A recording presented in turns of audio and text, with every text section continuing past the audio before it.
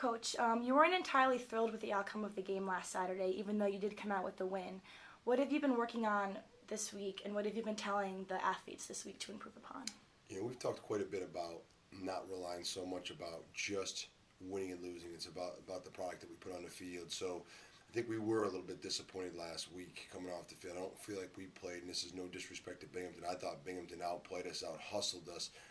So this week in practice, we tried to get back to our roots a little bit, tried to just go out and compete a little bit more in practice, take the emphasis off of winning and put more emphasis on how hard we're competing and how much it appears that we care about each and every play that goes on through the course of the game and the practice. So, I think our guys realized that. I don't think they were totally thrilled.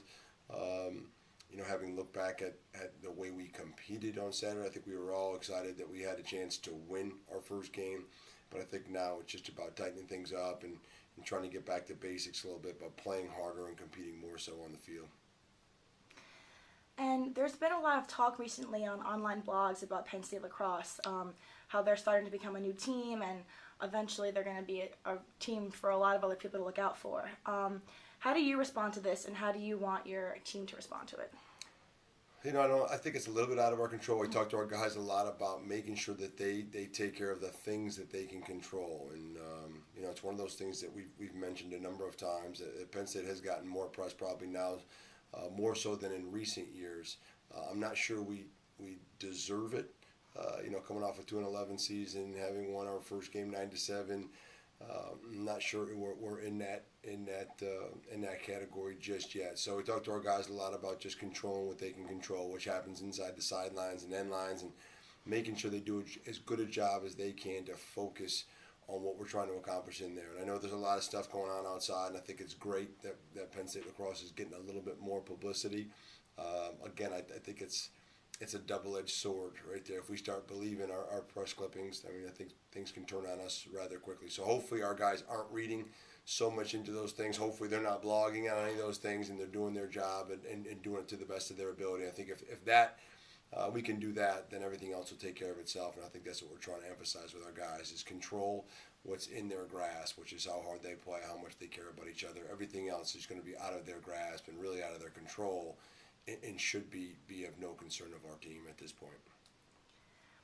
And Austin Count, he was named the Colonial Athletics Association Rookie of the Week, and right now he's ranked 4th in the league.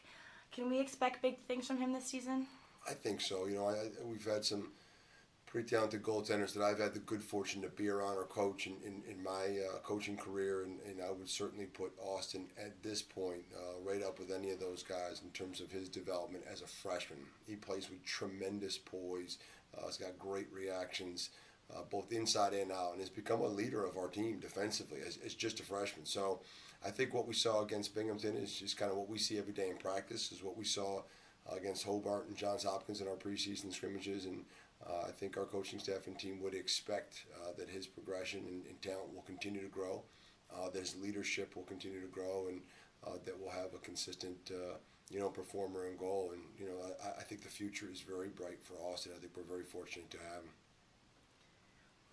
Now you guys play Notre Dame this Sunday. They're ranked number 3, and they just came off of a win versus Duke. What are you guys going to have to do to win this game? Watching their game against Duke, it was an impressive performance. Duke is a very talented team, a lot of great athletes up and down the field. The national champions coming out of the 2010 season, and to watch Notre Dame handle them the way they did, especially in that second half, was pretty impressive. At the same time, I'm hoping our guys just realize that they got to get back down on the farm a little bit and just play hard. It's not so much about who we're competing against. It's trying to take care of our own business. We're going to have to limit certain things that they do. They have tremendous talent at both ends. They got two great middies that really stand out on the first midfield, and the complement of 4 or 5 others that come off the bench, as well as a pretty talented attack.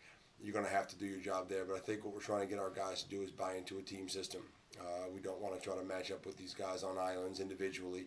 I don't know if that's going to be to our advantage. We're going to try to play as good as we can, team defensively, and as good as we can, team offensively, and hopefully, if that's the case, and we play a little bit harder than we did last week against Binghamton, we'll put ourselves in a position to compete and hopefully in a position to win this game. But I think we're going to have to play well. I know we're going to have to play well, and I know we're going to have to play hard if we're going to have a chance against a team that is this talented, is playing as well as Notre Dame is at this time of the year.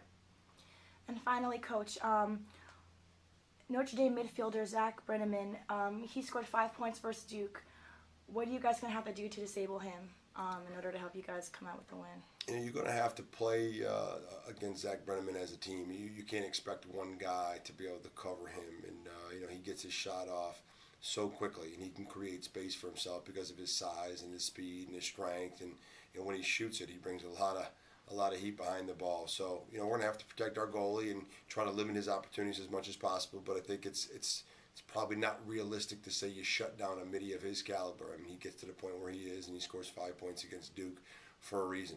He has an opportunity to clear his hands, and he gets to the goal, at times what appears with such ease. So we're going to have to get a piece of his body every time he comes to the goal. If you try to defend him with just a stick, he's really going to do a lot of damage on you. And we saw that on TV this past weekend when they competed and played against Duke. So hopefully we can limit his touches to a certain degree, limit his opportunities or quality looks to a certain degree. And I think if we can do that, at least increase our chances a bit. But they're so dangerous, off of just Zach Brenneman, that you're going to have to do a good job of making sure you don't put too much attention on just one guy, because the other guys can certainly step up and hurt you. Thank you, Coach. Good luck this weekend. All right, thanks so much.